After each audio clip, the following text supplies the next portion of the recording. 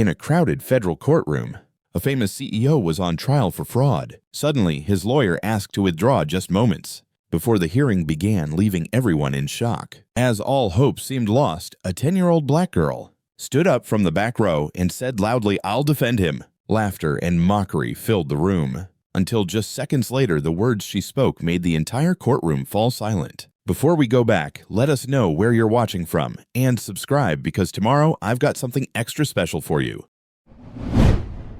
The atmosphere inside the Metropolitan Federal Court that Tuesday in June was dense with tension, the kind that thickens the air and quiets even the most restless movements. Outside, the sky hung low with gray clouds threatening rain, casting a dim light through the courthouse's towering windows. Inside the room was cloaked in a heavy, anticipatory silence. Every seat in the gallery was filled, every eye fixed on one man, seated at the defense table, Ethan Marlowe. At 32, the once celebrated founder of Lumina Systems sat motionless, his expression one of controlled disbelief. Once featured on the covers of Global Innovator and Executive Digest, he was now a defendant accused of high-stakes financial fraud and data theft charges that, if proven, could send him to prison for 20 years.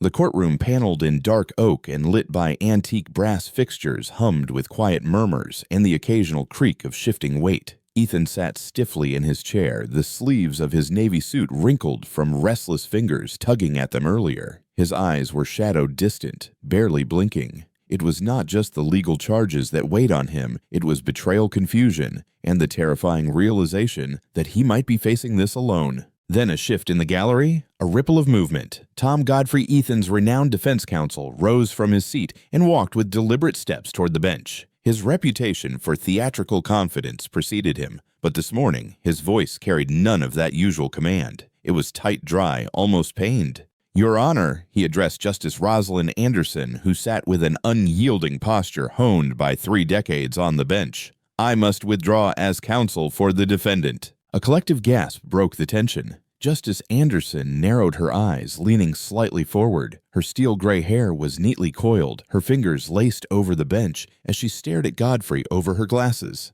"The trial begins tomorrow, Mr. Godfrey. Your timing is problematic." Godfrey's jaw tightened, but his voice remained steady. "New evidence has come to my attention. I cannot in good conscience continue representing Mr. Marlowe. It's an ethical line I won't cross." There was a long pause. The courtroom had gone utterly silent. Ethan turned his head slowly toward his counsel, confusion washing over his face. A bead of sweat formed at his temple. Godfrey offered no glance back, no reassurance. Justice Anderson gave a terse nod. "Very well, you are dismissed." And just like that, Ethan Marlowe was alone. In the gallery, whispers erupted like wind through dry leaves, but near the back, where the crowd's attention rarely drifted, one pair of eyes remained sharply focused. 10-year-old Alicia Walker leaned against the wooden gallery rail, her small hands gripping the polished surface tightly. She wore faded jeans and a hand-me-down shirt, her sneakers scuffed and too large. She had slipped into the courtroom after school, unseen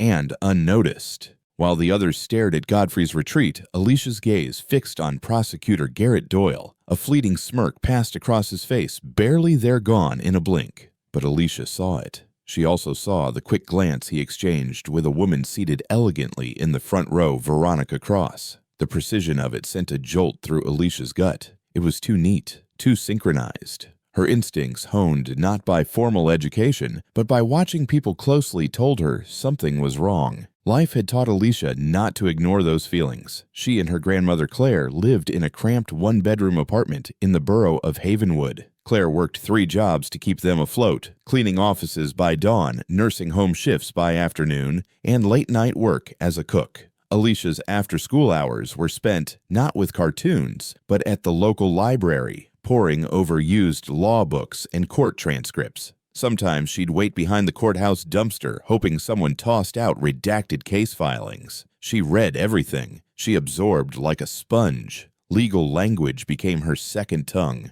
At Havenwood Prep, Alicia's intelligence was a problem not for her, but for the system around her. Teachers ignored her questions, assumed she cheated on tests, and graded her projects with open skepticism. One teacher, Miss Thomason, once whispered to a colleague, "Those Havenwood kids just don't test that high. Must be some trick." Alicia had created a mock trial project citing real Supreme Court cases, cited them flawlessly, and still received a C with a red pen note, overreaches realism. So when Ethan Marlowe stood speechless before the bench, abandoned, Alicia's heart pounded hard in her chest. Her body moved before her mind caught up. She stood up. I can defend him. The room turned as one. Dozens of heads twisted toward the back where a small girl barely reaching the rail stood with unwavering resolve. Justice Anderson blinked. Young lady, this is a federal courtroom, not a classroom playground. Please sit down. Alicia held her ground. Her voice was small but strong. Please, Your Honor, just give me 5 minutes. Let me explain. That's all I ask. A long silence, the kind that seems to stretch time itself. Finally, Justice Anderson gave the slightest nod, a weary sigh escaping her.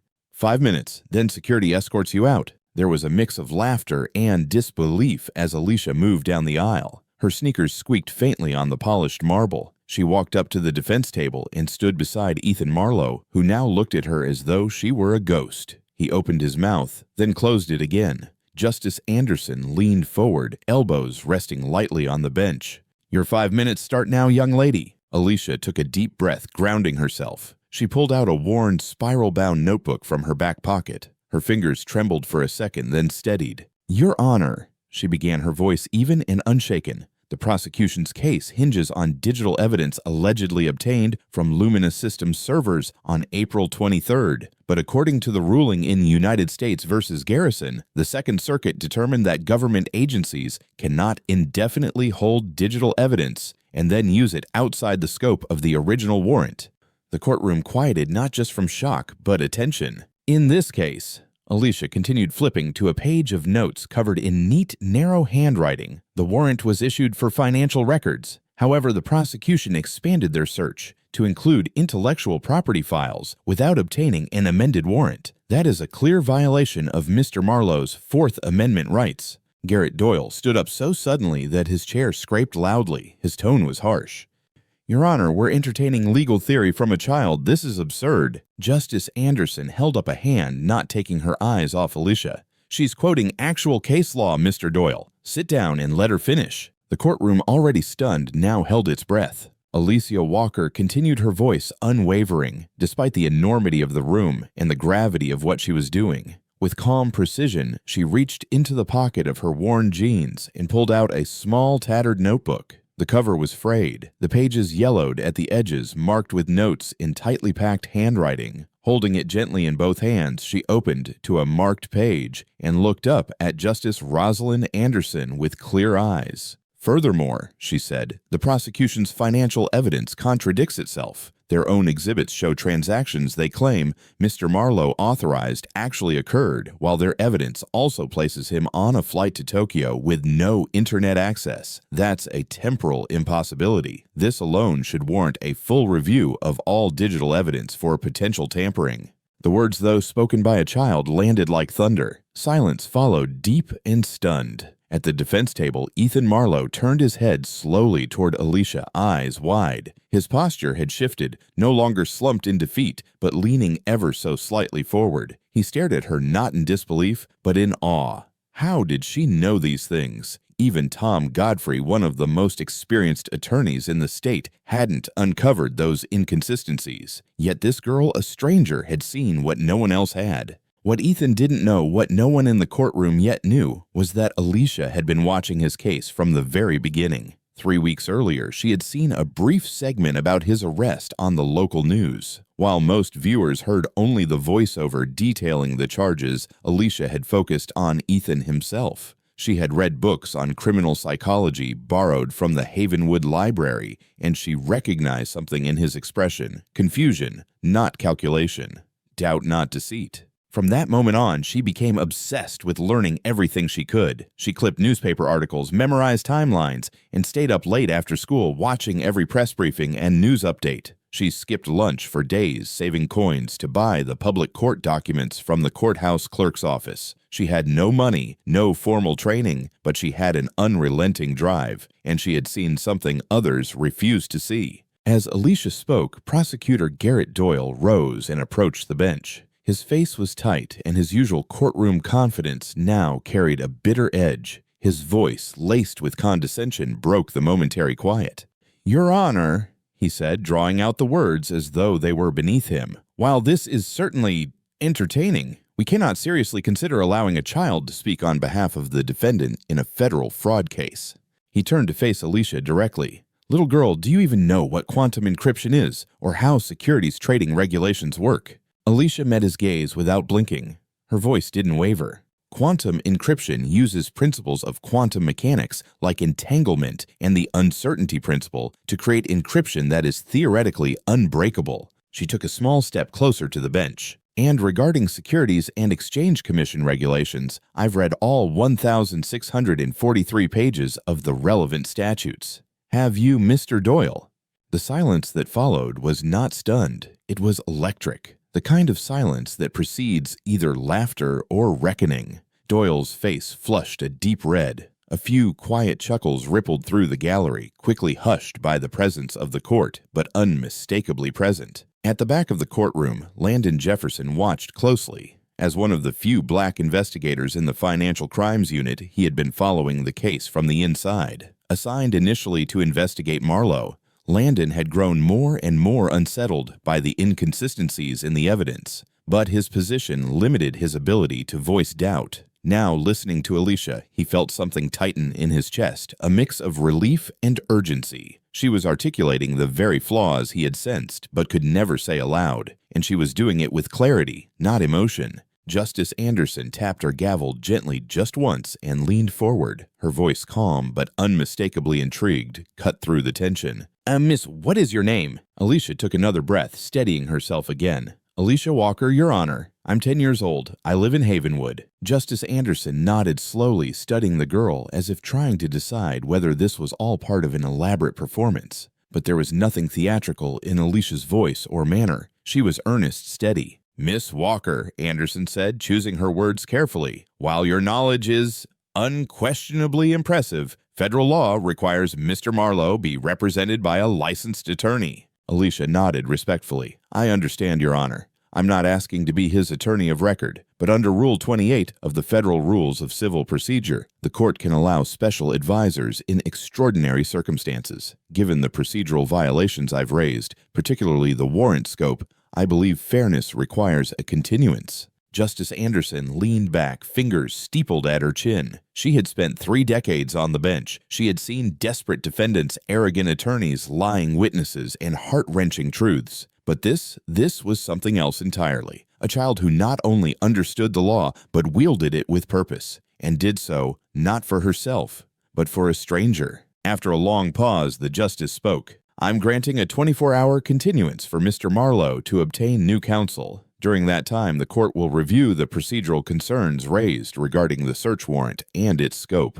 She then fixed Alicia with a direct, clear-eyed look. "Miss Walker, while you will not be officially recognized as legal counsel, Mr. Marlowe may consult with whomever he chooses during this continuance." With that, the gavel came down again, firmer this time. Court is adjourned. The room buzzed with conversation as people began to rise. Ethan Marlowe stepped away from the table and approached Alicia. He didn't kneel or speak dramatically. He just stood beside her and asked quietly, "Thank you. But how did you know all that?" Before she could answer, a security officer stepped forward. "Time to go, kid. Court's adjourned." Alicia nodded, tucked her notebook tightly under her arm, and turned toward the exit. But as she made her way back up the aisle, something caught her attention. 2 men in dark suits were watching her from the far side of the gallery. They weren't whispering. They weren't pretending to observe anything else. Their eyes followed her with precision. As she stepped through the doors into the hallway beyond, Alicia heard one of them mutter into a phone. His voice was low but clear. The girl could be a problem. Find out everything about her. The air outside the courthouse was warmer than she expected. The clouds from earlier had thinned, but the weight in Alicia's chest had not. She knew something had shifted, and that shift had made her visible, truly visible. In a world that had ignored her for so long, she now had their attention. And that was both a victory and a danger. That evening, the elevator inside the Grand Metropolitan Suites hummed quietly as it climbed floor by floor, rising steadily toward the top of the tower where the penthouse resided. Its sleek mirrored walls reflected the dim golden lighting overhead, creating the illusion of a space much larger than it was. Alicia Walker stood alone inside her small frame, stiff with nervous anticipation. Her palms were clammy against the worn denim of her jeans, and she clutched a spiral-bound notebook tightly to her chest like a shield. Her shoes, scuffed too big secondhand, barely made a sound on the polished floor. As the elevator neared its destination, the security guard inside gave her a sidelong glance, skeptical, uncertain. She was out of place here, and they both knew it. But after a short pause, a crackled voice came through the intercom above the panel. "She's expected. Let her through." The guard tapped his badge against the scanner and stepped aside without a word. The doors opened with a whisper. Alicia stepped out into a world she had only seen in television dramas and magazine spreads. The penthouse was cavernous, its ceilings high and curved, its walls made almost entirely of glass. Floor-to-ceiling windows offered an unobstructed view of the city below Commonwealth Park's treetops, fading into the sprawl of downtown, all bathed in the rich amber hues of a late summer sunset. The space glowed with warm light that bounced off gleaming hardwood floors and slick marble surfaces. Modern art adorned the walls, abstract and expensive-looking.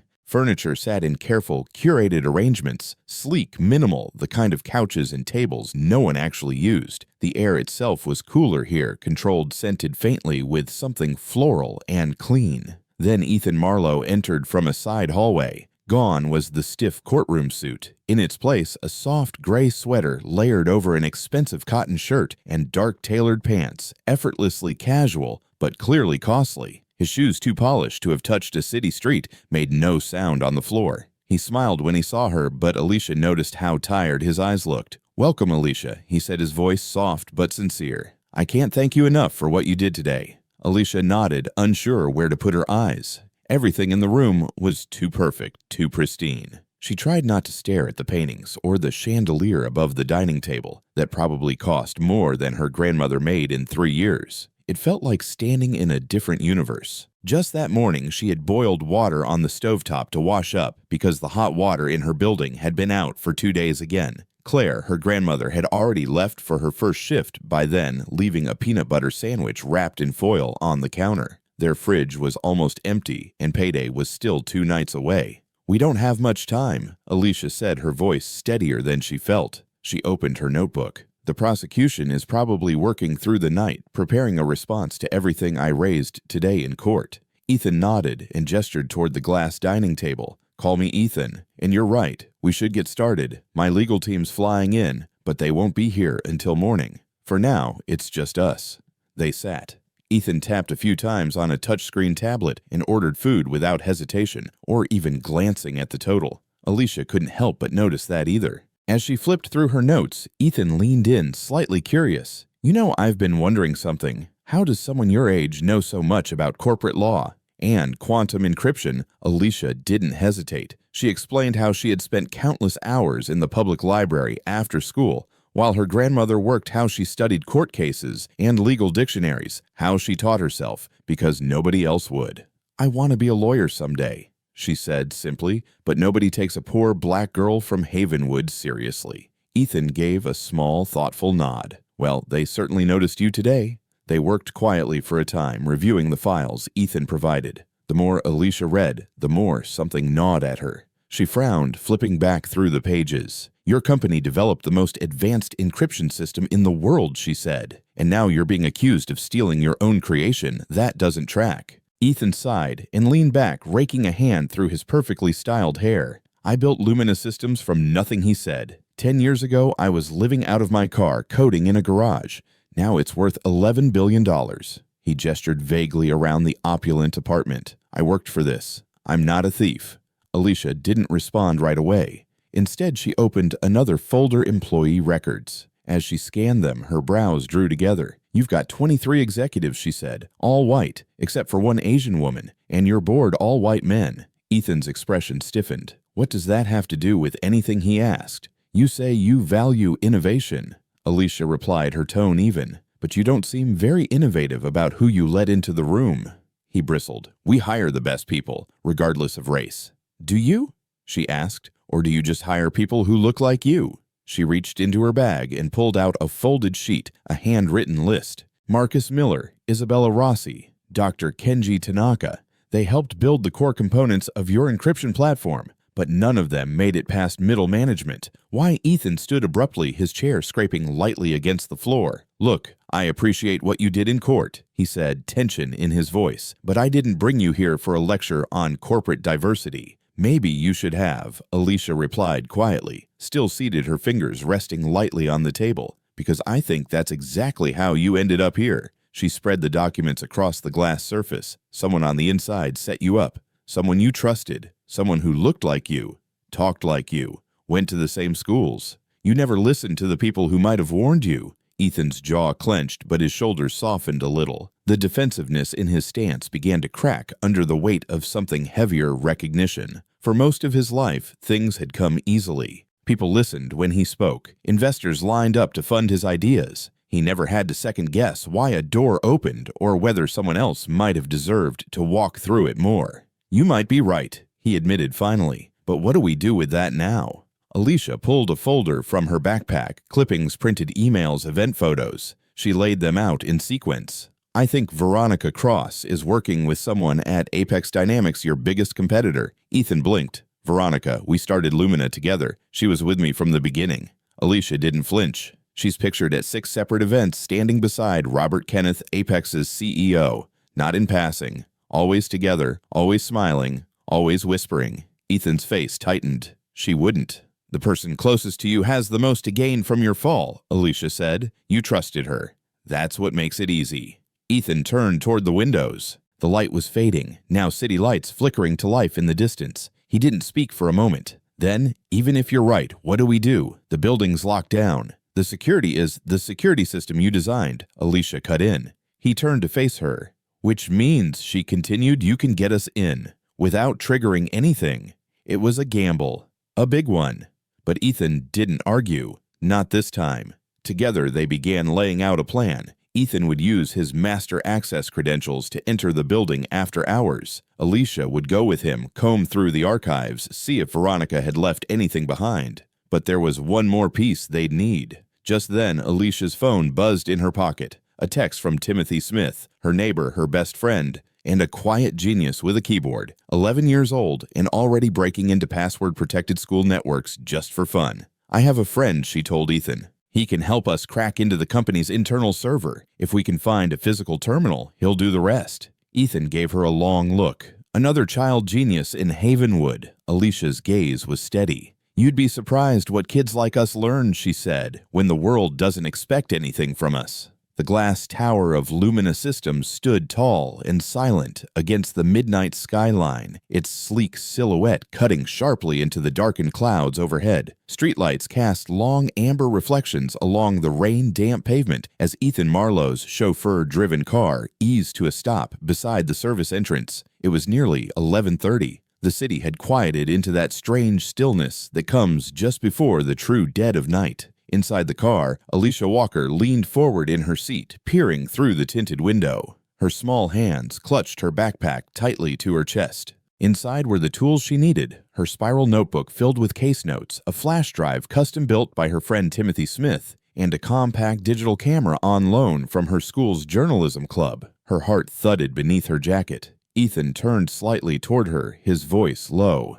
"Remember, if anyone stops us, you're here because you won a STEM scholarship tour. But we should have the place to ourselves. Only a few guards on the lower levels." She gave a silent nod. Her throat was dry. Outside, the wind picked up, rattling a loose street sign nearby. Ethan stepped out first, straightening his coat against the chill, then motioned for Alicia to follow. He moved with the confidence of someone who had walked these halls for years. At the service door, he pulled out a small card, swiped it through the reader, and entered a long string of numbers into the keypad. With a faint click, the door unlocked. They slipped inside. The air was colder here, sterile and still. Fluorescent lights buzzed softly in the hallway, casting pale reflections on polished tile. The service elevator was waiting, its doors yawning open. Ethan pressed the button for the executive floor. The doors closed, and the elevator began its ascent, smooth and soundless. When the doors opened, they stepped into an eerie hush.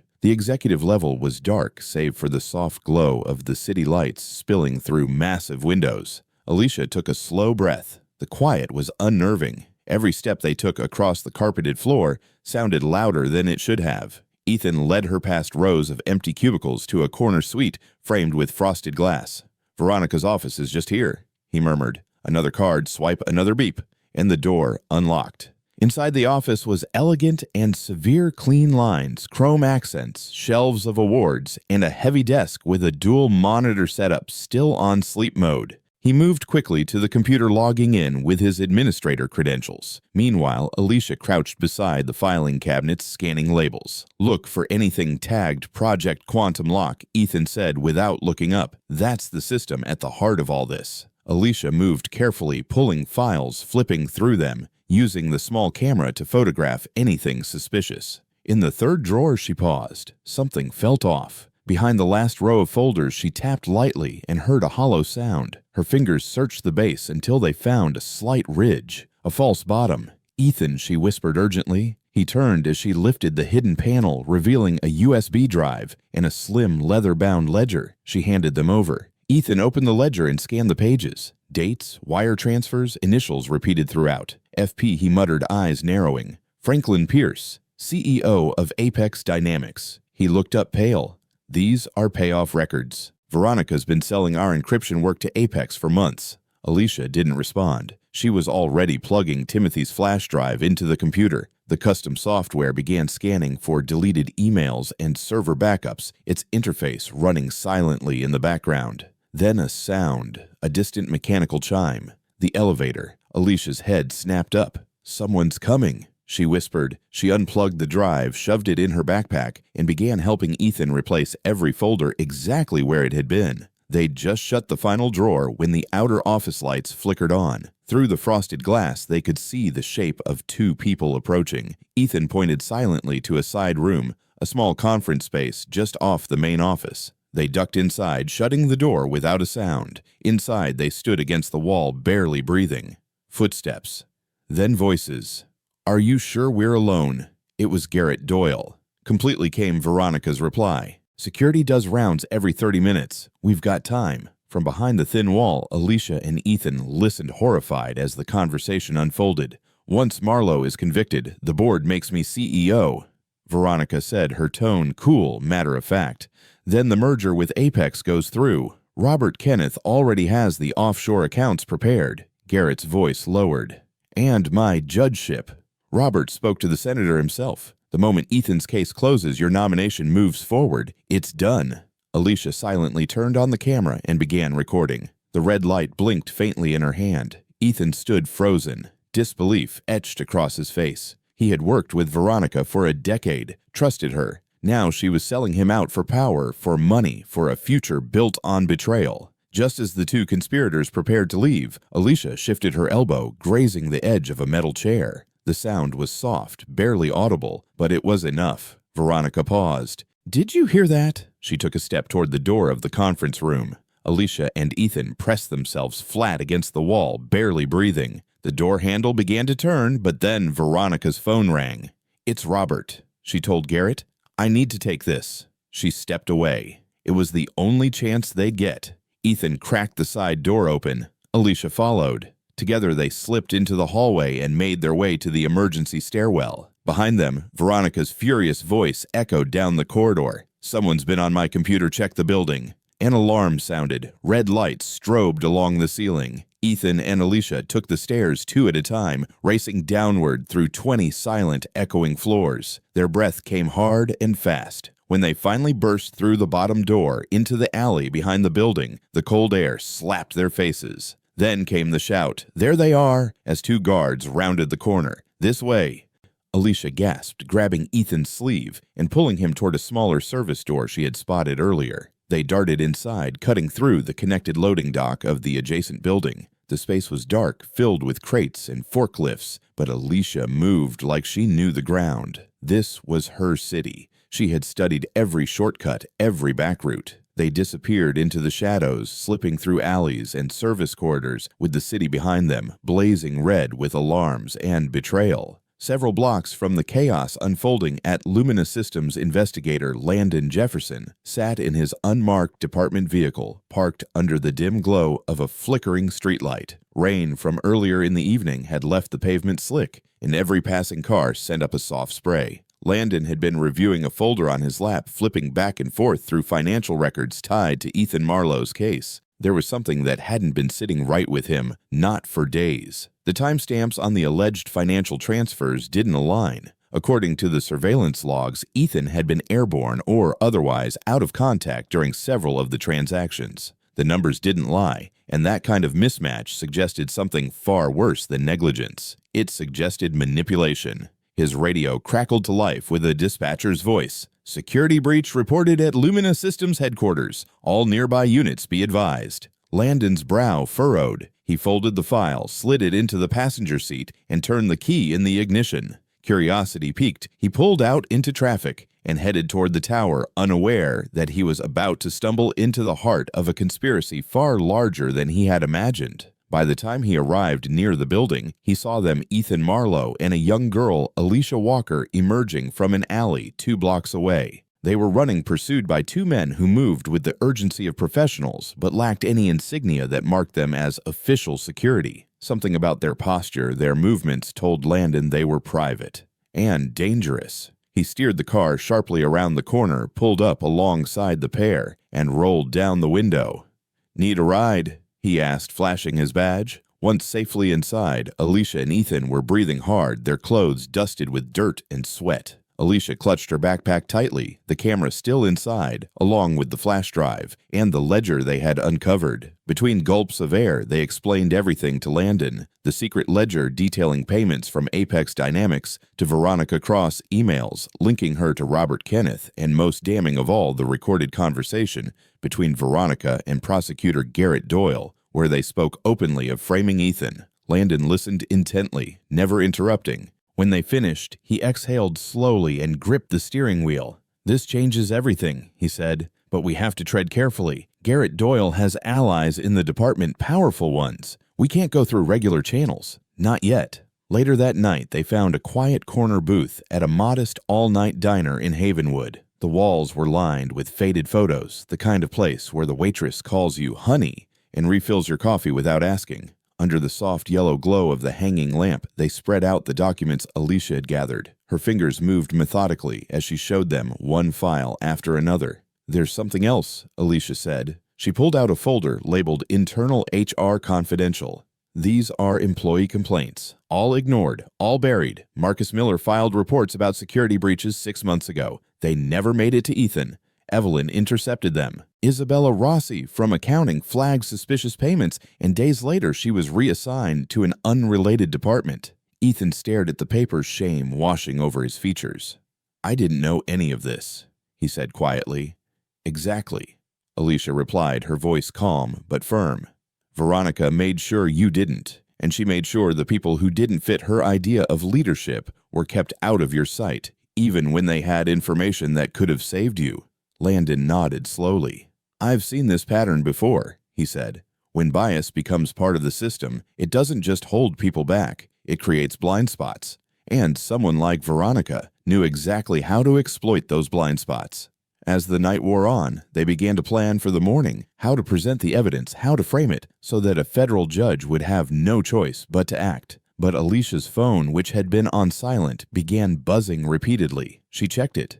The screen was lit up with missed calls from one contact, Claire. "I have to go home," she said suddenly, the reality crashing back down. For all her insight and composure, she was still a 10-year-old girl who had been gone for hours without a word. Ethan and Landon exchanged a look, then nodded. Landon drove her back. The streets of Havenwood were quiet, the glow from the city lights just a pale haze above the rooftops. As they approached Alicia's building, they saw 2 patrol cars parked out front. Claire stood outside, arms crossed tightly over her chest, speaking to the officers. The moment she saw Alicia step out of the car, her face changed first to shock, then to pure, unfiltered relief.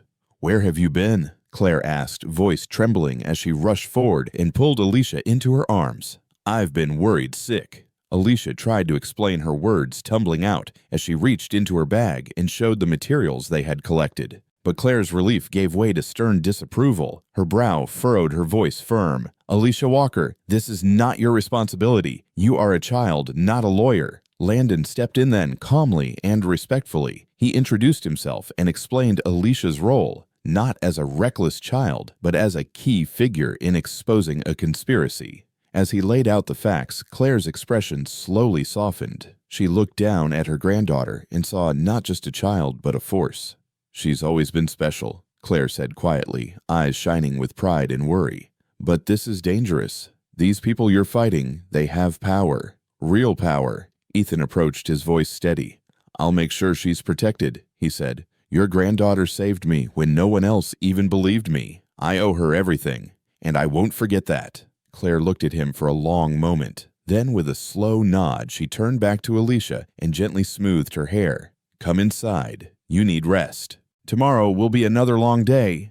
The door to their apartment closed softly behind them, and for the first time in hours, Alicia let out a breath she hadn't realized she'd been holding. The next morning dawned crisp and gray. The sun had barely broken through the thick blanket of clouds that hung low over the city. A soft breeze carried the chill of early fall through the courthouse plaza as people gathered in restless anticipation. The Metropolitan Federal Courthouse was unusually crowded with camera crews stationed outside and a long line of observers still hoping for a seat. Inside, the air buzzed with quiet urgency. Word of the prior day's events had spread quickly, first through whispers, then across headlines. A child had stood in open court and challenged a federal prosecutor. A high-profile defendant who had once seemed destined for prison had thrown the trial into chaos. And now, everyone wanted to see what would happen next. By 8:30, the courtroom gallery was already filled to capacity. Reporters occupied the rear benches, their notepads ready, and camera lenses trained on the double doors. Among them were legal analysts, industry insiders, and average citizens drawn by a sense that something bigger than a fraud case was unfolding here.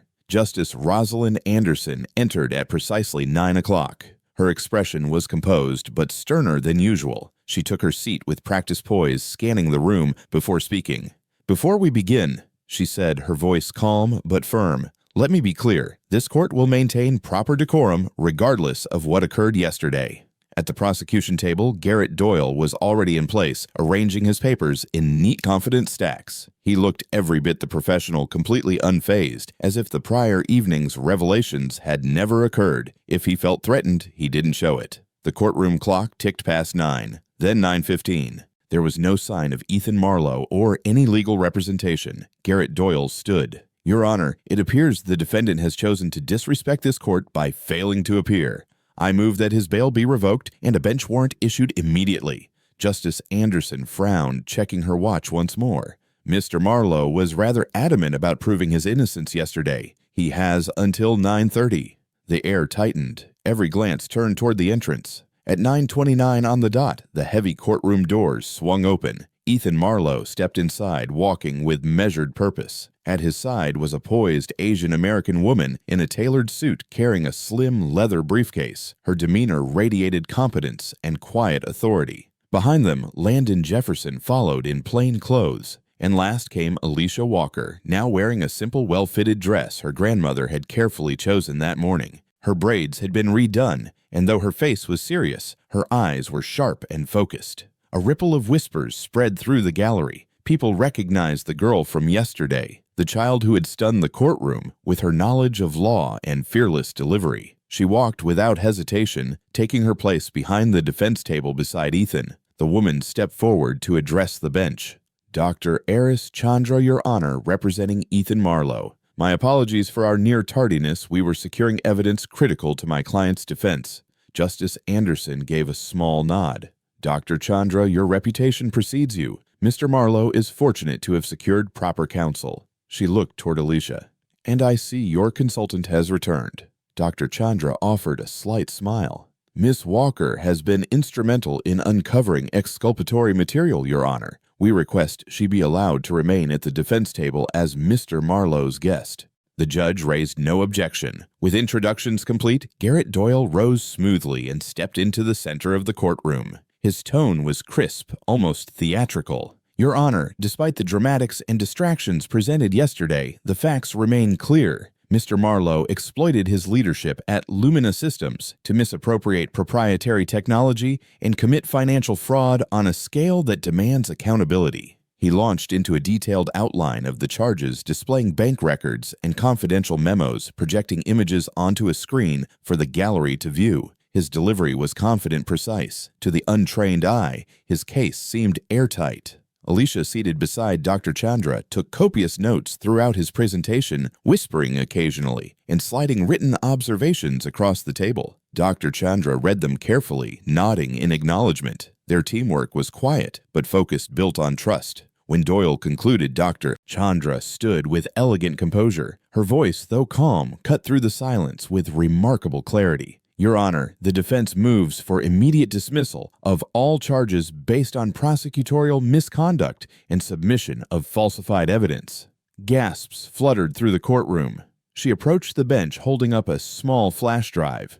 This contains indisputable evidence that the documents used against my client were created and planted by Veronica Cross, Chief Operating Officer of Lumina Systems, with assistance from Apex Dynamics Corporation. She paused, letting the weight of her words settle. And in direct collusion with Prosecutor Garrett Doyle. The courtroom erupted in murmurs. Garrett Doyle's composure cracked as he rose, his voice sharp and defensive. Your Honor, I strongly object. These accusations are unfounded and deeply irresponsible. Justice Anderson pounded the gavel once. Order, Dr. Chandra, you are accusing a federal prosecutor of criminal conduct. Do you have proof? Yes, Your Honor, she said. And that's why Investigator Landon Jefferson of the Financial Crimes Unit is with us today. She gestured to Landon, who stood respectfully. With the court's permission, Investigator Jefferson will present a summary of communications between Mr. Doyle, Miss Cross, and Robert Kenneth, CEO of Apex Dynamics. These messages outline a conspiracy to discredit and ultimately frame Mr. Marlowe. Justice Anderson's eyes narrowed as she shifted her gaze to Doyle, whose jaw clenched. The courtroom grew silent as Landon and Dr. Chandra stepped forward. As they presented their evidence, documents, phone records, and audio recordings, the judge listened carefully. Occasionally, her expression hardened, then softened, then darkened again. At the defense table, Ethan leaned slightly toward Alicia. His voice was just above a whisper. Doctor. Chandra was skeptical when I called her last night. She almost didn't take the case. Alicia didn't take her eyes off the judge. What changed her mind? Ethan gave a small, almost incredulous smile. I played her the recording, the one you made. She canceled all her meetings and took the first train here. Alicia didn't smile, but there was a light in her eyes. And on the bench, Justice Anderson leaned back, hands steepled beneath her chin, as Investigator Jefferson played a recording aloud, Doyle's voice unmistakable. The courtroom held its breath. After several long, heavy minutes filled with tension and anticipation, Justice Rosalind Anderson looked up from the bench, her expression unreadable. The hush in the courtroom was absolute. Everyone leaned forward just slightly, reporters, spectators, even the bailiffs, as they waited for her next words. In light of the serious and credible evidence presented to this court, she said, her voice measured but firm, I am ordering a full investigation into the prosecution's conduct in this case. Mr. Doyle, you are hereby relieved of your duties pending the outcome of this inquiry.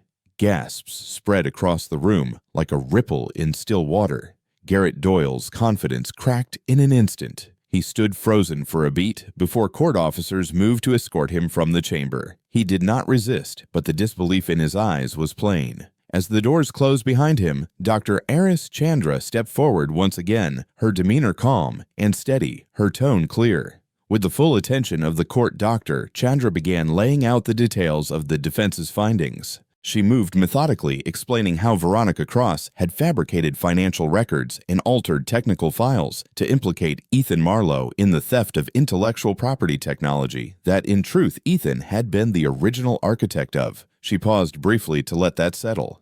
Furthermore, she said, turning to another screen, we have documented internal correspondence that shows several employees at Lumina Systems attempted to raise concerns over security breaches and suspicious activities. These employees, many of whom came from underrepresented backgrounds, were silenced through deliberate filtering and redirection of their messages' conduct, overseen by Miss Cross herself. She clicked through to an email chain showing how communications from employees like Marcus Miller and Isabella Rossi were flagged, intercepted, and buried before ever reaching senior leadership. Each message was time-stamped. Each one was real. Then it was Ethan's turn. He took the witness stand slowly, the weight of his responsibility etched in his every step. When he sat, his hands were folded tightly in front of him, knuckles white. His voice, though quiet, carried. "I was blind to what was happening inside my own company," he admitted. "I created something powerful, and I thought that made me immune to the problems I thought only happened in other places. I allowed a culture that listened only to people who looked like me, talked like me, and went to the same schools as me. That silence, it nearly destroyed everything we built." It was not a grand speech, but it was honest, and it struck home.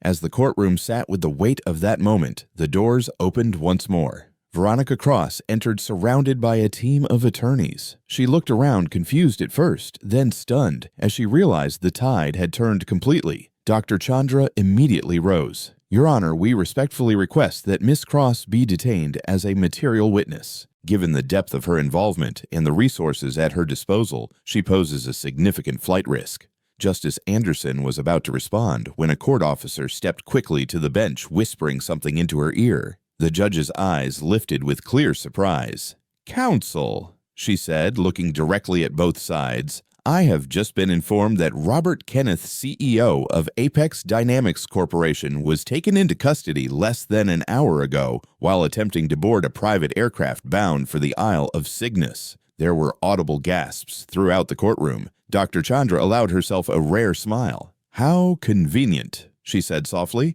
"The final piece of our puzzle has presented itself." Veronica Cross was escorted to the witness stand. Her once controlled posture was now fragile. The confidence that had marked her presence just a day earlier had vanished. Dr. Chandra wasted no time. She began the questioning with a calm intensity, presenting the ledger recovered from Veronica's office and the recorded audio between her and Garrett Doyle. As each piece of evidence was laid before her, Veronica's efforts to maintain composure failed. Her voice wavered. He threatened me," she said, referring to Robert Kenneth.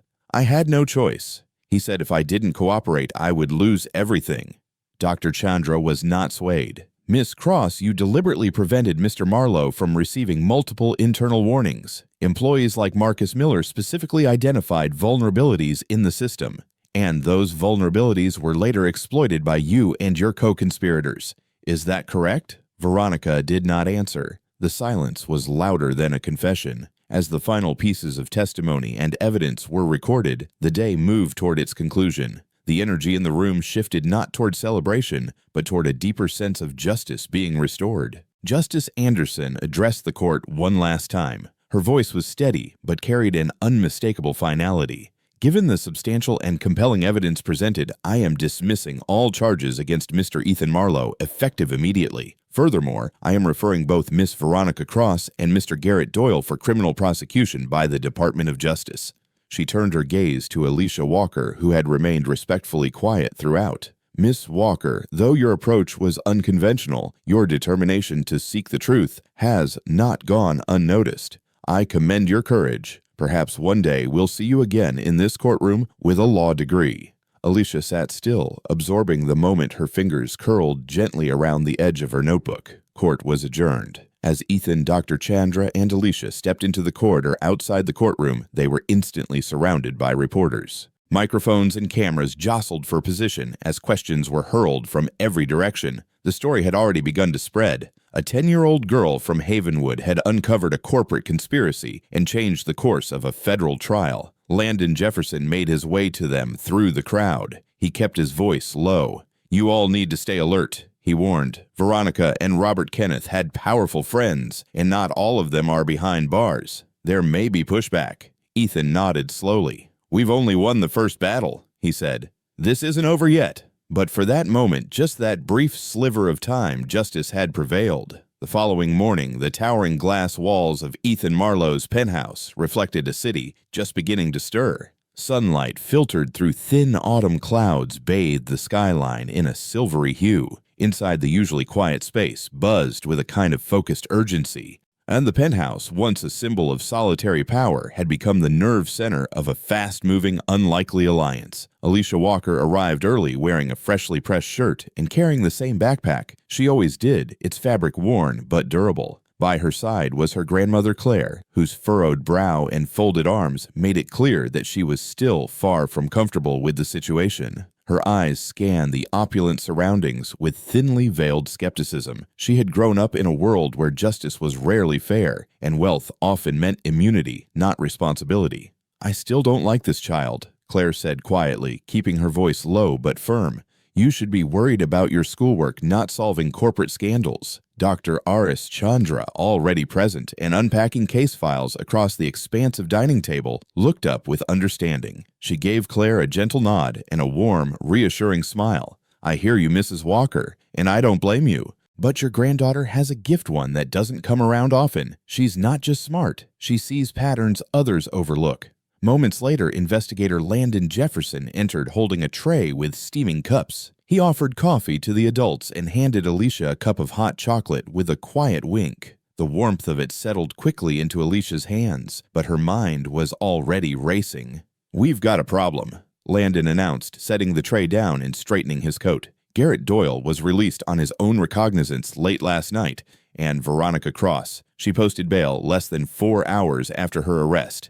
Ethan had been pacing by the windows, and now he turned sharply. His voice was tense. "They're regrouping. That means we don't have time. We need to fully understand just how deep this conspiracy goes, and we need to do it now." For the next several hours, the team settled into a rhythm. The dining table was soon covered with documents, laptops, and color-coded sticky notes. Dr. Chandra laid out spreadsheets showing financial inconsistencies, highlighting payments that connected Apex Dynamics to shadow corporations with no clear function. Apex has been bleeding market share to Lumina Systems for 3 quarters straight, she explained, and they're falling behind in encryption development by at least 2 years. Landon nodded, adding his own findings. Robert Kenneth doesn't just run a private tech firm. He has friends in government, real ones. Apex has active contracts with at least 3 intelligence agencies.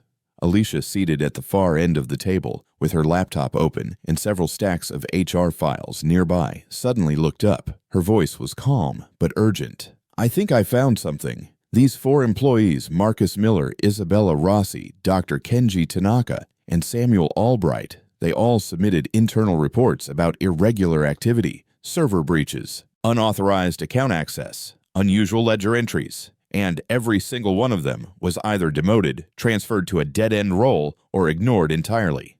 Ethan leaned in to examine the files. His expression darkened. "I never saw any of these reports. They should have come straight to me." Alicia flipped over another page. "They did, but they were intercepted by your executive assistant, Graham Ellis.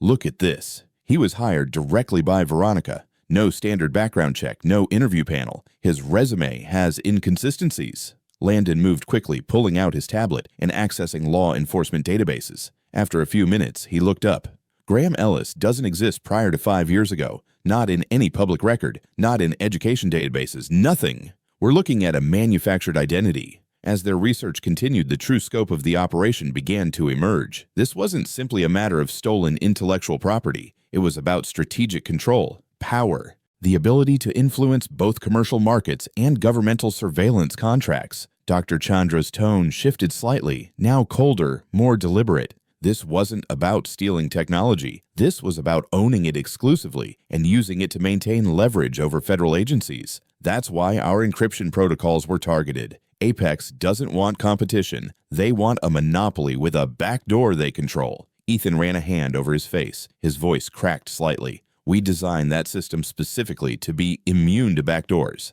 That's why it's valuable. It was built to protect people." Alicia glanced up again, holding another internal email. Veronica's strategy wasn't just technical. She marginalized dissent by design, especially from employees of color. In this email, she calls Marcus Miller a poor cultural fit. That was her language, not HR's. She created an echo chamber around you, and you didn't notice. Ethan stared at the document. His jaw tightened. "I let this happen.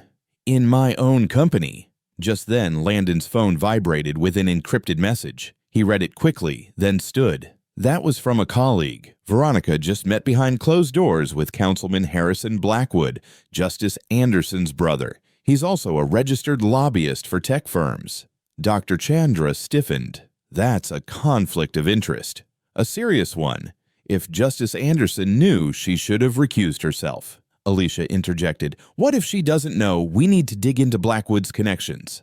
A quick search confirmed it. Harrison Blackwood had recently signed on as a lobbyist for a shell company called Nexus Innovations. Landon made a few rapid calls and then spoke gravely. Nexus is a front, and guess who sits on his board, Robert Kenneth? The implications hit hard. Their opposition had infiltrated more than just corporate channels. This went as high as city politics and potentially further. Just as the team began to strategize next steps, Claire's phone rang. She answered, stepping into the hallway. A minute later, she returned pale and shaken. That was our neighbor. Someone broke into our apartment. They didn't take anything, but they vandalized it. Spray paint. Threats. Landon acted quickly. I'll coordinate with local officers. You'll get police protection immediately. Ethan turned to Claire, his face grim. You and Alicia can't go back there. Not now. I'll arrange a secure hotel. This is on me. I never should have let this touch your lives.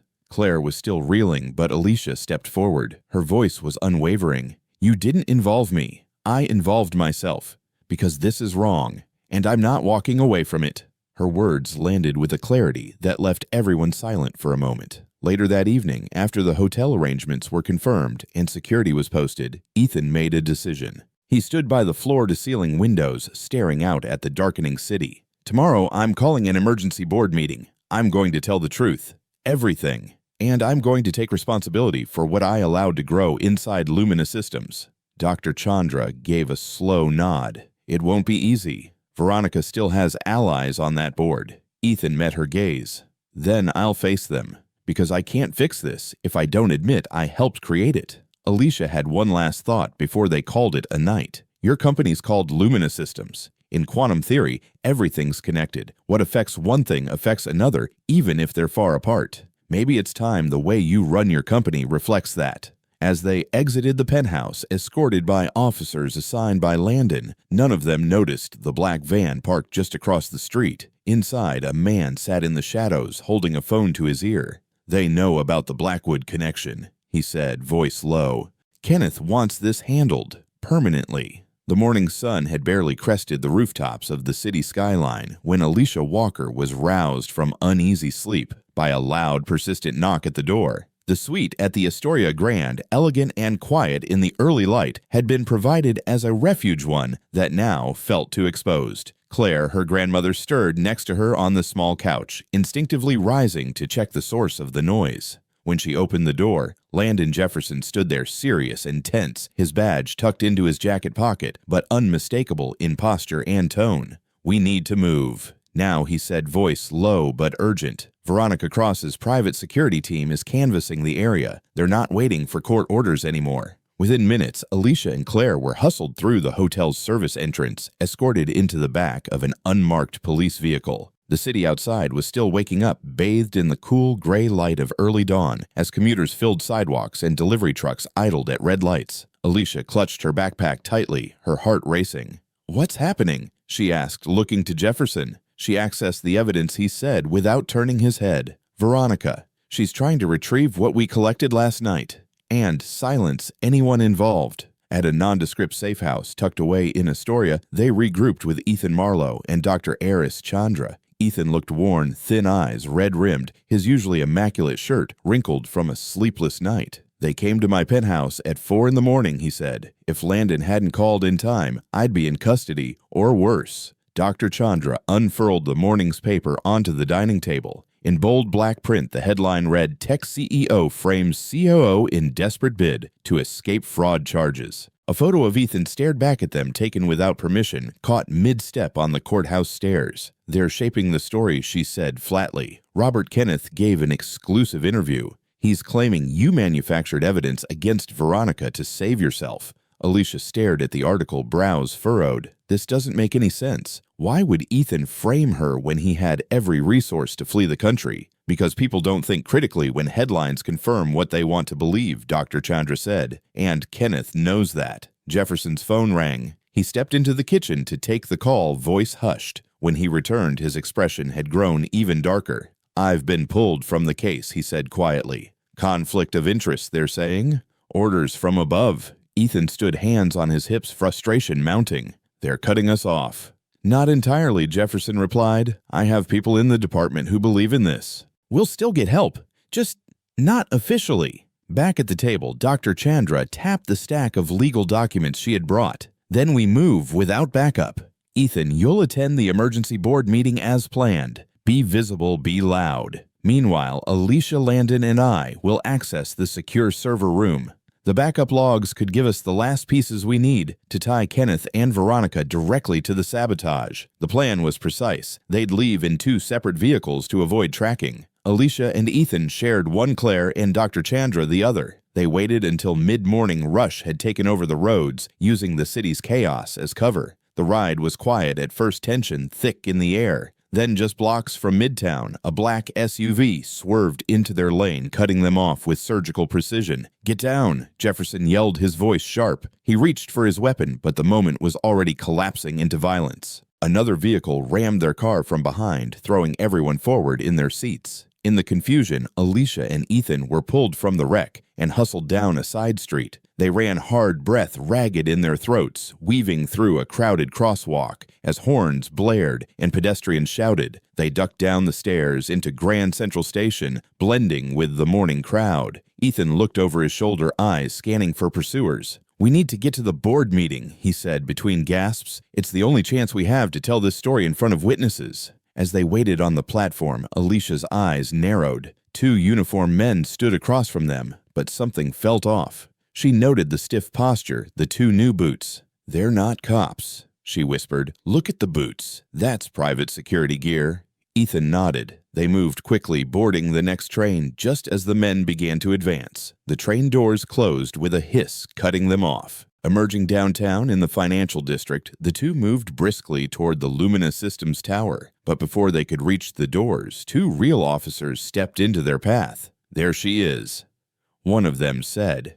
He stepped forward and grabbed Alicia's arm. "We've been looking for you." Ethan stepped in. "She's with me." The officer barely looked at him. "Sir, we have a report of a runaway matching this young lady's description. We'll need to bring her in until we contact her guardian." Alicia pushed back, frustration rising. "My grandmother knows where I am. Call investigator Landon Jefferson. He's with financial crimes." The officers shared a look. One said, "Sorry. Orders are orders." They began escorting her toward their patrol car, ignoring Alicia's growing protests. Ethan followed, but was held back. It was clear these men weren't just following protocol, they were following someone else's instructions. Just as they reached the car, a commanding voice rang out behind them. "Officers, a moment, please." They all turned. A tall, distinguished black man in a sharply tailored suit approached, calm but firm. He held out a wallet of credentials. "Director Graham Foster, Attorney General's office," he said. "I need to speak with this young lady immediately. She's involved in an ongoing federal investigation." The officers hesitated, clearly unsure who outranked whom. Director Foster didn't flinch. "This pertains to national security," he said smoothly. "I suggest you confirm with your captain before interfering." After a long pause, the officers let go of Alicia and stepped back. Once they were out of hearing range, Foster leaned closer. "I'm not with the Attorney General," he said quietly. "Dr. Chandra called me. We were classmates at law school. I'm just a corporate attorney in the building next door." He gave a quick, reassuring smile. "Let's get you inside while we still have the element of surprise."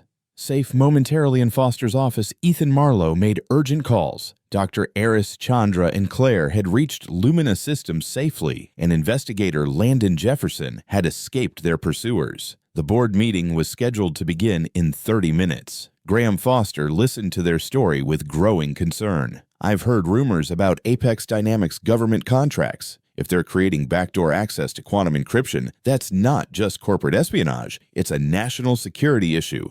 Ethan nodded grimly. "That's why they're so desperate to silence us. Our encryption is designed specifically to be tamper-proof. If they control it and add secret access points, they could potentially monitor any communication globally. With Foster's help, they devised a new approach. While Ethan attended the board meeting, Foster would escort Alicia Walker to the server room where she would meet Dr. Chandra. Together, they would secure the evidence needed to prove the full extent of the conspiracy. As they prepared to enter Lumina Systems building, Ethan turned to Alicia. "Before we go in there, I need to tell you something. Watching those officers treat you that way, dismissing you, ignoring your rights, it opened my eyes in a way nothing else could have. I've lived my entire life never experiencing what you just did.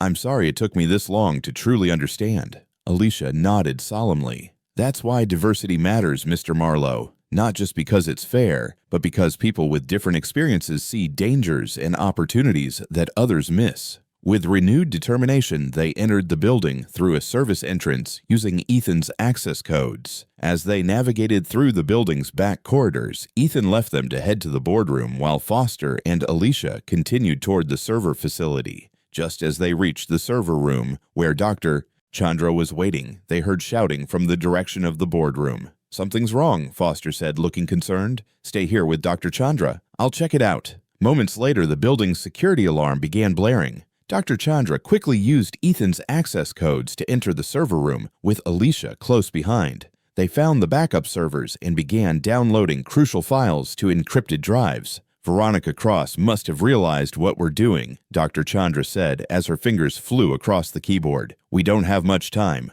Through the server room security monitors, they watched with horror as Veronica Cross and several security personnel confronted Ethan in the boardroom. Board members looked on in confusion as Veronica dramatically accused Ethan of corporate espionage. We need to hurry, Alicia urged, watching the scene unfold. Just as they completed the download, the server room door burst open. Veronica's head of security stood there with 2 guards. Step away from the computers, he ordered. Miss Cross wants to speak with you. With no escape route, Dr. Chandra and Alicia were escorted to the boardroom where Ethan was defending himself against Veronica's accusations. As they entered, Veronica smiled triumphantly. Perfect timing. Here are the conspirators now, a disgraced lawyer and a child trying to hack our secure systems. She addressed the board dramatically. As I was explaining, Ethan hired these individuals to frame me after his fraud was discovered. They've been planting false evidence throughout our systems. One board member, an older white man named Richard Dalton, spoke up.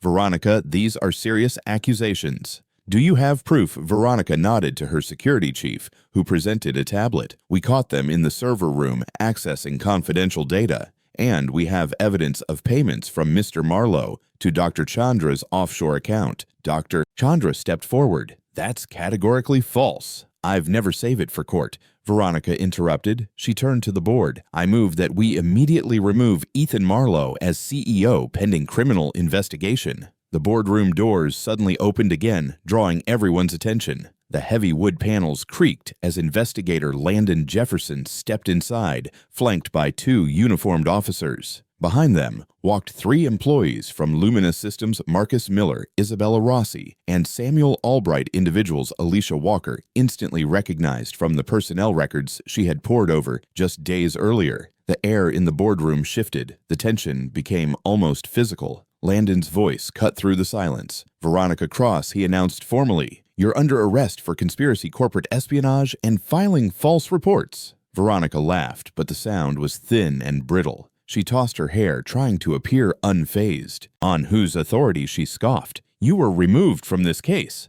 Another voice responded from behind Landon. A woman in a dark tailored suit stepped forward with measured authority. On the authority of the Federal Bureau of Investigation. She held out her badge. Special Agent Sarah Richardson. We've been investigating Apex Dynamics government contracts for months. Your conspiracy with Robert Kenneth gave us the final piece we needed. Veronica's mask of superiority finally cracked. Her mouth tightened, and a flush crept up her neck as she was handcuffed and led away. She protested loudly, her voice echoing off the walls, but no one moved to support her. As the doors shut behind the federal agents, Ethan Marlowe stepped forward. He looked more composed than he had in days, though the strain still showed in the set of his shoulders and the crease between his brows. Ladies and gentlemen, he began addressing the board with a calm but steady voice. I called this meeting to acknowledge failures in our company, failures that go beyond just systems and oversight. They are cultural. He turned to the 3 employees now standing beside him.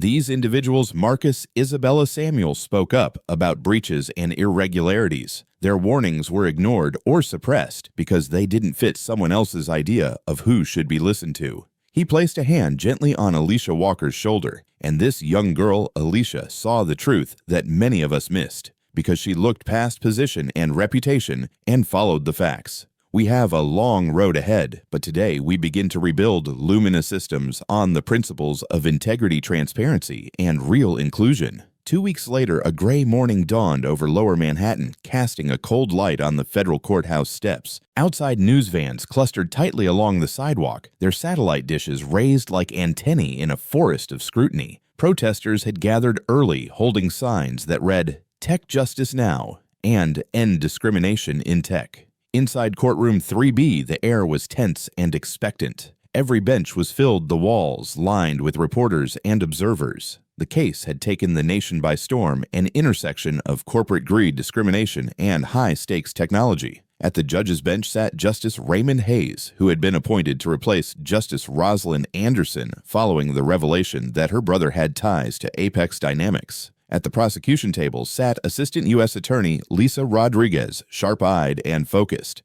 Facing her was Veronica Cross, now disheveled and subdued after 2 weeks in federal custody. Her pristine appearance had been eroded by stress and isolation. Even her posture seemed smaller. Her legal team sat close, whispering in hushed tones. Across the aisle, Ethan Marlowe watched from the gallery beside Dr. Aris Chandra. Alicia Walker sat in the row just behind them, with Claire on one side and Landon Jefferson and Special Agent Richardson on the other, creating a quiet perimeter of support. "The United States calls Alicia Walker to the stand," Rodriguez announced clearly. A wave of murmurs spread through the courtroom as the 10-year-old girl rose from her seat. Her small figure moved steadily toward the front, her face composed and her chin held high. Before she could reach the witness stand, Veronica's lead attorney, Martin Gray, stood abruptly. "Your Honor, he objected the prosecution's key witness is a child. This is highly irregular and risks prejudicing the jury." Justice Hayes looked down from the bench with a measured expression. While unusual, he said, "Miss Walker's age does not disqualify her. The court will judge her credibility as with any other witness." Objection overruled. After being sworn in, Alicia spoke with a clarity beyond her years. She described how she had found the ledger in Veronica's office, how she recorded the damning conversation between Veronica and Garrett Doyle, and how she had noticed the pattern of silencing minority employees. She created a system where certain voices were automatically discounted, Alicia said. Her voice was calm, but there was steel underneath. When Marcus Miller saw strange access patterns on the servers, Veronica told him to stay in his lane. When Isabella Rossi flagged unusual payments, Veronica reassigned her to another department. During cross-examination, Gray tried to shake her composure. "Miss Walker, isn't it true that you entered Lumina Systems offices without legal clearance?" Alicia didn't flinch. "I was invited by Mr. Marlowe, the CEO and founder of the company. He had full access rights." Gray shifted tactics. "But as a child with no formal training, isn't it possible that you misunderstood what you saw?" Alicia looked him straight in the eye. "You don't need a technical degree to know when someone says they're framing an innocent person." "That's wrong, and I knew it." A spontaneous round of applause broke out in the gallery before Justice Hayes raised his gavel. "Order," he barked, but even he couldn't suppress the flicker of admiration in his eyes. After Alicia stepped down, Veronica leaned in, whispering furiously to her defense attorney. Gray approached the bench for a sidebar where hushed words were exchanged between him, Justice Hayes, and Rodriguez. When the attorneys returned to their seats, the judge addressed the courtroom.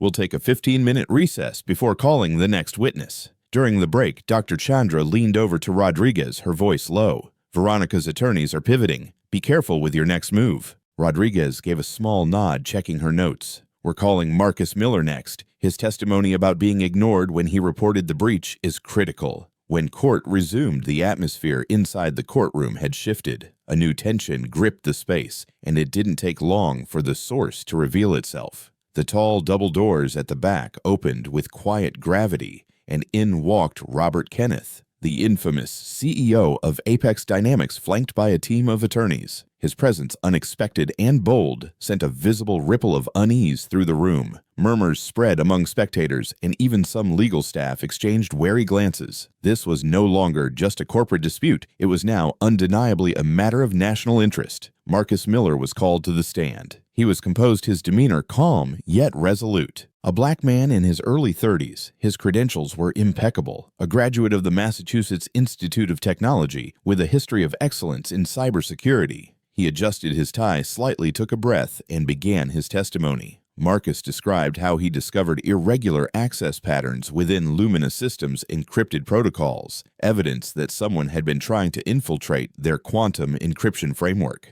I documented everything he said with quiet precision. I followed internal procedures, submitted formal reports. After my third submission, I was called into Veronica Cross's office. She said my attitude was creating friction in the team. He paused. The following week, I was transferred to customer support. Defense attorney Martin Gray wasted no time trying to undermine Marcus. His tone was sharp, dismissive. "Mr. Miller, is it not true that you were passed over for promotion 3 times prior to these so-called discoveries? Might these allegations be a result of professional resentment?" Marcus remained poised, his voice steady. "Yes, I was passed over despite having more patents and peer-reviewed publications than the candidates selected. But I raised these issues not out of frustration, but because it was my responsibility. It was the right thing to do." Several more witnesses followed, painting a consistent picture of Veronica Cross's pattern of silencing those who raised concerns, particularly employees from underrepresented groups, and her close, secretive dealings with Apex Dynamics. Then came the surprise. Assistant U.S. Attorney Rodriguez called Edward Graham to the stand. Veronica's expression drained of color the moment she saw him. Graham, once her trusted assistant, revealed his real name, Edward Marlowe. Under oath, he explained that he had been placed at Lumina Systems by Robert Kenneth himself. "My assignment," he stated, "was to intercept communications that might expose internal wrongdoing, especially from minority employees. My task was to keep those concerns from reaching Ethan Marlowe." His words landed heavily. The courtroom, already tense, seemed to freeze. Robert Kenneth, seated quietly in the gallery, suddenly stood and made for the door. But Special Agent Sarah Richardson was faster. She stepped into his path. "Mr. Kenneth," she said firmly, "you're wanted for questioning by the FBI." Kenneth hesitated only for a moment before agents escorted him from the room. The impact was immediate. Veronica's self-control shattered. She stood abruptly, voice rising. "This is all Ethan's fault," she shouted. "He never looked beyond his little circle. He was blind." Blind. Her attorney tugged at her sleeve, hissing for her to sit down, but it was too late. Her fury, her admission of manipulation, echoed through the courtroom. Justice Hayes called for order. Rodriguez calmly rested the government's case. When the defense began, Gray attempted damage control. He called character witnesses to paint Veronica as a competent executive under duress, one manipulated by a powerful industry figure. She feared retaliation, he claimed. She complied out of fear, not malice. But Rodriguez was methodical. She presented email exchanges showing that Veronica initiated contact with Kenneth. Financial records showed substantial transfers to her offshore accounts. Piece by piece, the narrative of coercion collapsed. Then came a final gambit. Gray requested to submit new evidence, claiming it proved Ethan Marlowe had authorized the very actions he now condemned. Rodriguez stood instantly. "This is the first we're hearing of these documents, Your Honor. We request time to authenticate them." Justice Hayes agreed and ordered the materials submitted for forensic examination. That evening, investigator Landon Jefferson received a call from a colleague at the forensic lab. He scribbled a quick note and passed it to Rodriguez. The next morning, court resumed under heavy anticipation. Rodriguez approached the bench. "Your Honor, the forensic team has concluded that the documents submitted by the defense were created yesterday on a computer owned by Mr. Gray's law firm. The metadata is clear. These are forgeries." Justice Hayes's expression darkened. Mr. Gray approached the bench. A low, tense conversation followed. When Gray returned to the defense table, his face was ashen. The judge addressed the courtroom. "The false documentation has been withdrawn. Furthermore, this court is referring the matter to the Bar Association for ethics review." At the defense table, Veronica whispered urgently to her secondary counsel. Minutes later, Gray addressed the bench once more. "Your Honor, in light of these developments, my client would like to request a brief recess to discuss a possible resolution with the prosecution." Hayes granted the request. That afternoon, the plea deal was announced. Veronica Cross would plead guilty to conspiracy, corporate espionage, and obstruction of justice. In return, she would testify against Robert Kenneth and Garrett Doyle. As she was escorted out of the courtroom, handcuffed and silent, she glanced once toward Alicia Walker. For a moment, Alicia saw something unexpected, not just anger, but fear. The fear of someone who had built their life on control and manipulation, now crumbling under the weight of truth. Outside, under the gray autumn sky, a swarm of reporters waited. Mr. Marlowe one called, "How does it feel to finally be vindicated?" Ethan Marlowe placed a firm, quiet hand on Alicia's shoulder. "This isn't just about clearing my name," he said. "It's about something much bigger. Justice means listening to every voice, especially the ones we've ignored for too long. Without Alicia Walker's courage, I'd still be a scapegoat while the real criminals walked free." 3 months after Veronica Cross's guilty plea, Alicia Walker stood nervously in the marble lobby of the newly reorganized Lumina Systems headquarters. The building was the same gleaming tower, but inside everything had changed. Gone were the homogeneous executive photos that once lined the walls, replaced by a diverse array of faces representing the company's new leadership team. Alicia was there for the official launch of the Lumina Systems Foundation for Educational Equity, a $100 million initiative created by Ethan Marlowe to support underprivileged students interested in technology and law. As the program's first official beneficiary, Alicia would be speaking at the ceremony. Nervous, asked Ethan, approaching in a well-tailored suit that now seemed less a symbol of privilege and more a tool for the work ahead. Alicia nodded a little. "There are going to be a lot of important people out there." Ethan smiled. "Remember, you're the most important person in that room. You changed everything, not just for me or Lumina Systems, but potentially for the entire tech industry." The changes at Lumina Systems had indeed been profound. Following the trial, Ethan had initiated a top-to-bottom reorganization of the company. Marcus Miller now headed the cybersecurity division. Isabella Rossi had been promoted to chief financial officer. The board had been restructured to include members from diverse backgrounds and perspectives. Perhaps most significantly, Claire Walker, Alicia's grandmother, had been hired to lead the company's new community engagement division, bringing her decades of experience in community organizing to help Lumina Systems build meaningful relationships with underserved neighborhoods. The ceremony began with Ethan introducing the foundation and its mission. "When I started Lumina Systems, I believed that innovation came from individual genius," he told the assembled crowd of employees, media, and community leaders. "What I've learned is that true innovation requires diverse perspectives and experiences. The quantum principles that underlie our technology teach us that everything is connected. It's time our corporate practices reflected that truth." When it was Alicia's turn to speak, she approached the podium with the same quiet confidence she had shown in the courtroom months earlier. 3 months ago, I stood in a courtroom because I believed someone was being treated unfairly. What I discovered was that unfairness was built into the system in ways I hadn't imagined. But systems can change when people are brave enough to challenge them. As Alicia continued her speech, security guards at the back of the room noticed a disturbance. Veronica Cross, who had been released on bail pending her sentencing hearing, had somehow entered the building. Before the guards could intercept her,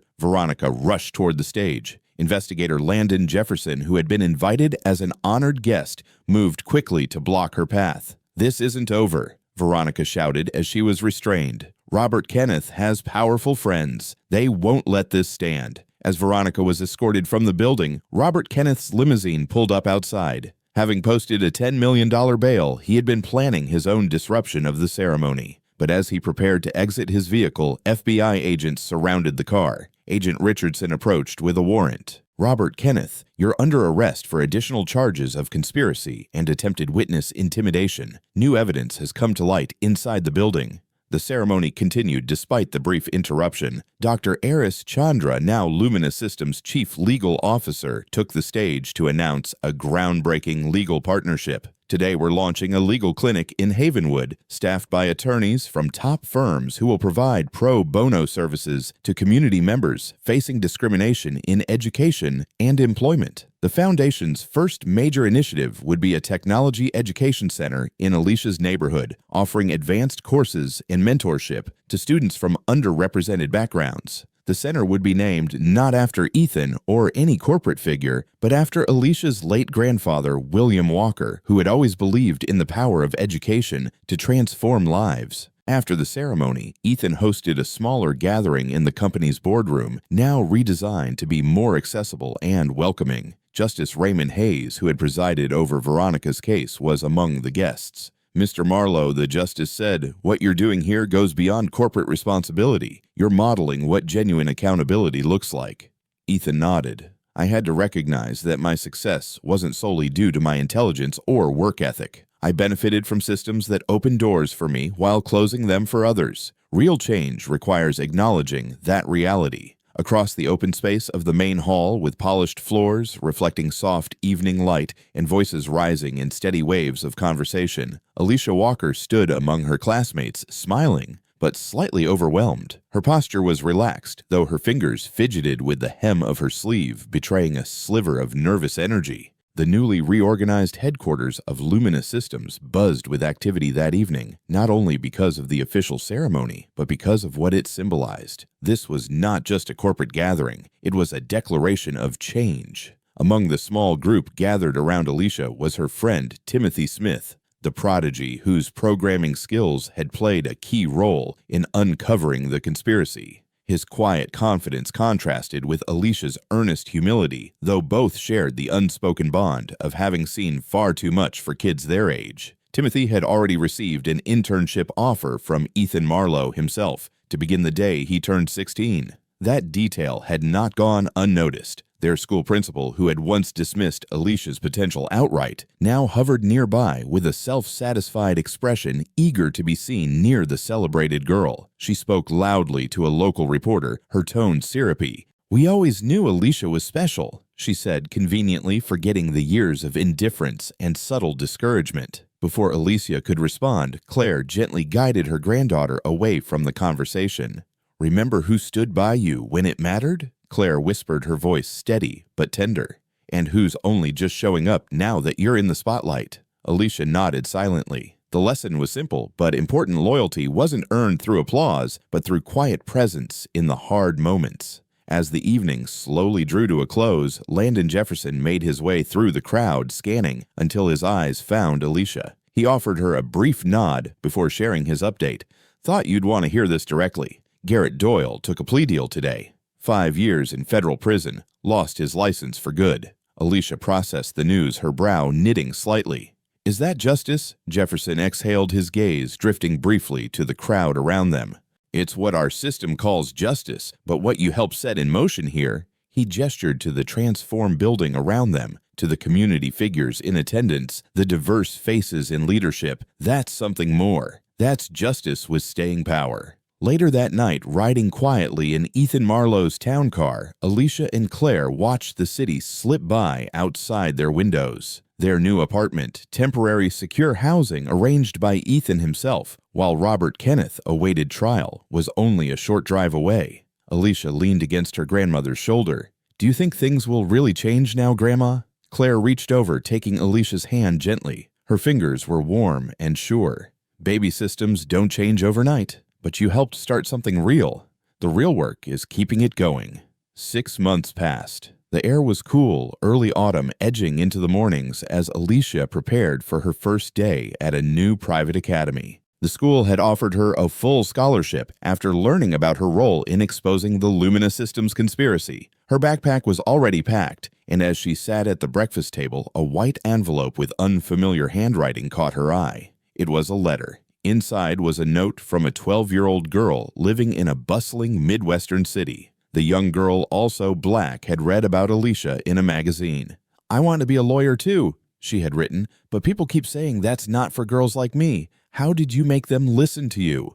Alicia read the letter twice. Then she sat down with a pen and notebook and began to write. Her words were careful, personal, not rehearsed. She wrote about how fear had never really gone away, but that she had learned to speak anyway. She shared what she had learned about courage, about truth, and about trusting your instincts, even when no one else does. And most importantly, she told the girl that her voice mattered. It had always mattered. A month later, the federal courthouse downtown bustled with quiet urgency. Reporters milled about the steps. Inside, Alicia took her seat in the gallery alongside Ethan and Dr. Aris Chandra. Today was Robert Kenneth's arraignment on new federal charges. The tension in the courtroom was different than it had been before, not heavier, but more solemn. Moments before the session began, a small girl entered with her mother. She clutched a worn notebook close to her chest. As they passed the gallery row, the child's gaze met Alicia's. Recognition flared in her eyes. She whispered to her mother, then took a cautious step forward.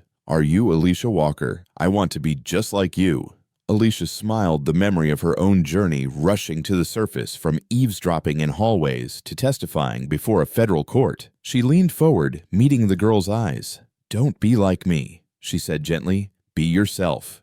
That's how you'll make the biggest difference." As the judge entered and called the court to order, Alicia sat back, feeling a quiet certainty settle in her chest. The story that had begun with her whispering, "I can defend him," had grown into something none of them could have foreseen. It had changed not only the future of Lumina Systems, but perhaps an entire industry. More than that, it had shown what was possible when people from vastly different backgrounds stood together against injustice. Alicia Walker's extraordinary journey offers a reminder that justice doesn't always come from where we expect it. Often it begins in quiet corners, sparked by someone who refuses to stay silent. Her story is not simply one of triumph over corruption. It is a case study in how systemic discrimination not only harms those it excludes, but blinds organizations to looming dangers. Ethan Marlowe learned this the hard way. An echo chamber had left his company vulnerable, not just ethically, but operationally. True innovation,